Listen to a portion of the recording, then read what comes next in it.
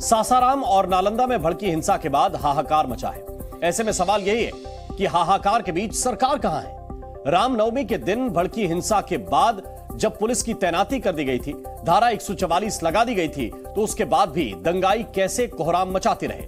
आखिर बिहार शरीफ में किसके इशारे पर बवाल हुआ और सासाराम में किसने बम चलाए? इन सवालों के बीच ही हिंसा प्रभावित इलाकों में जनता अब भी दहशत और खौफ के साए में जी रही है।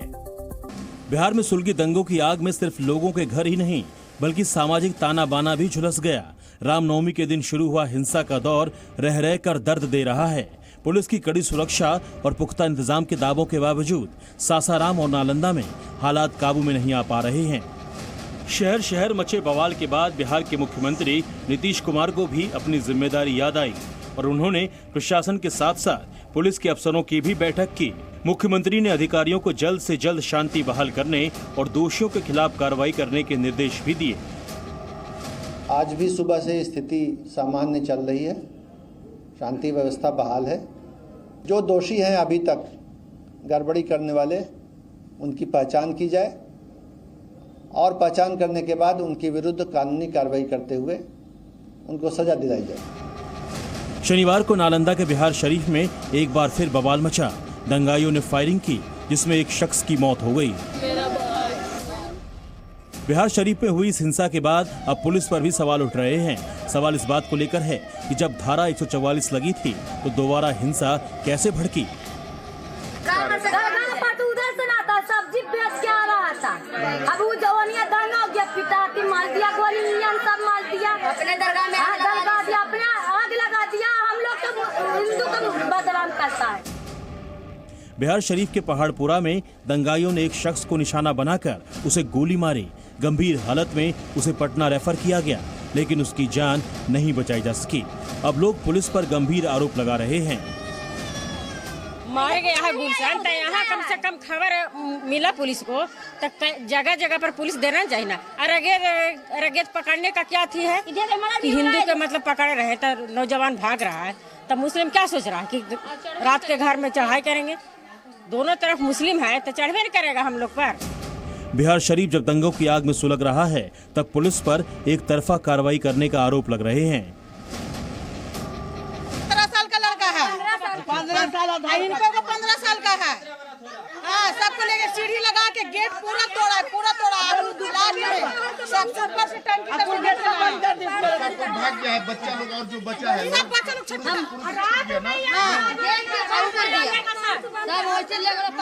पकड़ के ले गया, गेट के बंद कर दिया, बाहर से लगा दिया, कैसे निकलेगा। नालंदा में रामनवमी के दिन ही हालात बिगड़े थे। उसके बाद से हिंसा प्रभावित इलाकों में डीएम, एसपी समेत बड़ी संख्या में पुलिस फोर्स की तैनाती है। इसके बावजूद हिंसा थमी नहीं और शनिवार को एक बार फिर बवाल मच गया। शहर का सन्नाटा बताता है कि शहर की सेहत है वो ठीक नहीं है।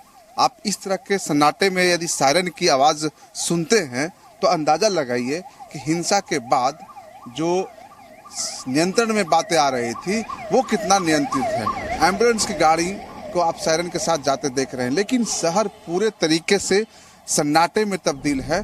पहाड़पुर इलाके में अभी भी तनाव बना हुआ है। हिंसा की वजह से पहले ही लोग सहमे हुए हैं और अब पुलिस की कार्रवाई को लेकर भी उनका गुस्सा भड़का हुआ है। घर में रहिए और सुबह रहता है तो कुछ सीढ़ी लगा के सिपाही लोग पकड़ के मर्दाना के लेके चल, सीढ़ी लगा के लेके जाता है पकड़ के सिपाही लोग। बताओ, अब बोले कि घर में रहिए, घर में रहता तो सीढ़ी लगा के लेके जाएगा पकड़ के। ये कहाँ के इंसाफ है सर? घर छोड़ के कहाँ जाएंगे सर? बाहर के मारल तो घर में आता है, घर के मारल बाल बच्चा कहाँ जाएगा? घर में न लुकेंगे, घर में कमाने नहीं फैलाता है, सीढ़ी लगा के चढ़ जाता है। जननी की इज्जत हम सबके नहीं है। लोगों की नाराजगी लगातार बढ़ रही है। अर्धसैनिक बलों की 9 कंपनियां तैनात करने का आदेश जारी हुआ है। इसके अलावा शांति समिति की बैठक और फ्लैग मार्च के जरिए भी सब कुछ ठीक होने का संदेश दिया गया। रात में 2-3 जगहों पर घटनाएं हुई हैं, लेकिन स्थिति शांतिपूर्ण है और रात में कार्रवाई भी काफ़ी हुई है। जितने लोग उपद्रव कर रहे थे उनको चिन्हित किया गया था। 80 से ज़्यादा लोगों की गिरफ्तारियां हुई हैं और माहौल शांतिपूर्ण है। उसके बाद हर वार्ड से लोग हम लोग से फीडबैक भी दे रहे हैं। दंगों की आग में झुलसे नालंदा में हालात सुधारने की जिम्मेदारी जिन अधिकारियों के पास है वो लाचार नजर आ रहे हैं। दंगाइयों पर कैसे कार्रवाई करनी चाहिए और क्या कदम उठाने चाहिए, उन्हें फिलहाल कुछ भी समझ नहीं आ रहा। अब आदमी दिमाग में कौन सा क्राइम सोच के बैठा हुआ है ये हम कैसे एंटिसिपेट कर सकते हैं? कहाँ गया वो, क्या किया वो, क्यों गया, उससे क्या मिला, उसको क्या प्रूव करना चाह रहा है? नहीं, खौफ कैसे लाया जाए? एनकाउंटर कर देंगे? नहीं कर सकते ना, कानूनी तरीके से कर सकते हैं। शांति बहाली की कोशिशों के साथ ही नालंदा में अब तक 80 लोगों की गिरफ्तारी की जा चुकी है। एहतियात के तौर पर अगले आदेश तक धारा 144 लागू की गई है और इंटरनेट सर्विस भी बंद करने का आदेश दिया गया है। पुलिस प्रशासन अब तरह तरह के दावे कर रहा है, लेकिन जिस तरह माहौल बिगड़ा है उसके बाद लोगों के मन में अजीब सा डर है। यानी असल चुनौती इस डर को दूर करने की है। बिहार शरीफ में भड़की हिंसा के बाद तनाव बना हुआ है। पुलिस और सुरक्षा बलों की तैनात भले ही कर दी गई है, लेकिन हिंसा प्रभावित इलाकों के मन में भय बना हुआ है। पुलिस और प्रशासन की ओर से सब कुछ ठीक होने के दावे जरूर किए जा रहे हैं, लेकिन अभी भी कई तरह के सवाल बने हुए हैं। बिहार शरीफ की तरह ही सासाराम में भी तनाव बना हुआ है। शनिवार को हुए बम धमाके के बाद पूरे इलाके में लोग सहमे हुए हैं। बम विस्फोट में 6 लोग जख्मी भी हुए हैं। सासाराम में भड़की हिंसा के बाद सैफुलगंज, कादिरगंज और शहजलाल पीर के कई परिवार अपने अपने घरों में ताला लगाकर चले गए हैं। गांव की गलियों में अभी भी बर्बादी के निशान देखने को मिल रहे हैं। ज्यादातर घरों में ताला लटका हुआ है। दहशत और खौफ के साए के बीच जगह जगह सन्नाटा पसरा हुआ है। लाल पीर मोहल्ला है और यहीं पे 2 दिन पहले हिंसक झड़प हुए थे और लगातार जिस तरह से यहाँ पे तनाव व्याप्त हुआ था और उसके बाद से जो माहौल बने हुए हैं, उसके बाद जो स्थिति है लगातार तनावपूर्ण है। अभी भी यहाँ पे लोग जो हैं घरों को छोड़ के चले गए हैं। आप देख लगा हुआ है। ये इलाका काफ़ी 2 दिन पहले पथराव हुआ था और हिंसक झड़प भी हुई थी। सकते हैं कि सामाने जो टूटे फूटे पड़े हैं और ढेला के भी निशान हैं, जो कि नीचे आप देख सकते हैं कि यहाँ पे ढेला का निशान है। सासाराम के जिन इलाकों में दंगा भड़का, वहाँ का मंजर बेहद डरावना और दर्दनाक है। जले हुए घर बर्बादी की गवाही दे रहे हैं। सैफुलगंज इलाके में एक बुजुर्ग का घर भी दंगाइयों ने जला दिया। अब उसके पास न रहने का ठिकाना है और न खाने का कोई इंतजाम। थोड़ी उम्मीद प्रशासन से थी, लेकिन अब वो भी टूटने लगी है। दंगा प्रभावित इलाकों में या तो लोग रो रहे हैं या अपने घर को छोड़कर जा चुके हैं। सासाराम के बाजार में भी सन्नाटा पसरा हुआ है। दुकानें बंद हैं और दुकानदार सहमे हुए हैं।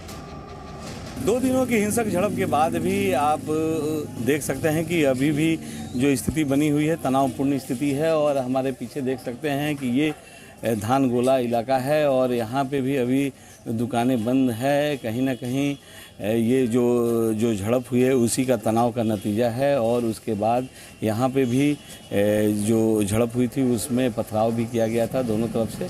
और उसके बाद से जो अभी का वर्तमान स्थिति है, यहाँ पे आप देख सकते हैं कि ये ताला अभी भी जो दुकानदार हैं शटर बंद किए हुए हैं और किसी तरह का अभी दुकान जो है बंद किया गया है। डर और खौफ के साए के बीच प्रशासन ने धारा 144 फिलहाल लागू रखने का आदेश दिया है। अब तक 32 लोगों की गिरफ्तारी हो चुकी है। पूरे इलाके में इंटरनेट भी बंद है और 4 अप्रैल तक स्कूल भी बंद कर दिए गए हैं। सासाराम में रामनवमी के दिन भर की हिंसा के बाद अब तक स्थिति सामान्य नहीं हो पाई है और वहां अब भी तनाव बरकरार है। धारा 144 लगाए जाने के साथ पुलिस का फ्लैग मार्च और साथ ही साथ भारी व्यवस्था पुलिस प्रशासन की, बावजूद इसके स्थिति अभी तक सामान्य नहीं हो पाई है। और ये हिंसा किसके इशारे पे भड़की, किस तरीके से ये पूरी स्थितियां जो है वो उत्पन्न हुई और कौन इसके पीछे मास्टरमाइंड है, इसका पता अब तक नहीं चल पाया है। मार्च के आखिरी दिनों में भड़की हिंसा की आग अप्रैल में भी सुलग रही है। जिन इलाकों में दंगे हुए वहां अब या तो पुलिस दिख रही है या फिर सन्नाटा है। सरकार और प्रशासन के तमाम दावों के बाद भी हालात सुधर नहीं पा रहे हैं। ऐसे में चुनौती इसी बात की है कि बिहार का माहौल कैसे सुधरेगा। आखिर नालंदा और सासाराम में शांति कैसे लौटेगी। ब्यूरो रिपोर्ट, जी मीडिया।